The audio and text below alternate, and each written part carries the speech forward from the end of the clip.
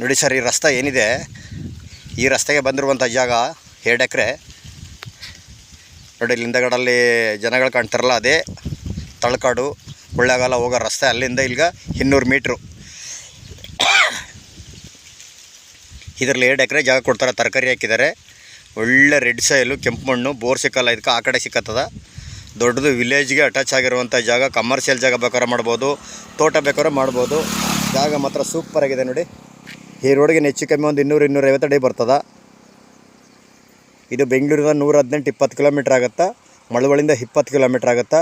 ಒಂದು ದೊಡ್ಡದು ಟೌನಿಂದ ಇಲ್ಲಿಗೆ ಒಂದು ಅರ್ಧ ಕಿಲೋಮೀಟ್ರ್ ಆಗುತ್ತೆ ಅಷ್ಟೇ. ಈ ತೋಟದಿಂದ ಹಿಂದಕ್ಕೆಲ್ಲ ಲೇಔಟ್ಗಳಾಗಿದೆ. ಜಾಗ ಮಾತ್ರ ಸೂಪರಾಗಿದೆ ನೋಡಿ. ಪಿತ್ರಾಜಿತ, ಯಾರೂ ಪರ್ಚೇಸ್ ಮಾಡಿಲ್ಲ. ಇಲ್ಲೇ ಲೋಕಲ್ನವರು, ಲೀಗಲ್ ಡಾಕ್ಯುಮೆಂಟು, ಜನರಲ್ಲು, ಡೈರೆಕ್ಟ್ ರಿಜಿಸ್ಟ್ರೇಷನ್ಗೆ ಐತೆ. ಈ ಕಡೆ ಒಂದು ಸೈಡ್ಗೆ ಮಾತ್ರ 2 ಎಕರೆ ಕೊಡ್ತಾರೆ. 4 ಎಕರೆ ಐತೆ, 2 ಎಕರೆ ಕೊಡ್ತಾಯಿದ್ದಾರೆ.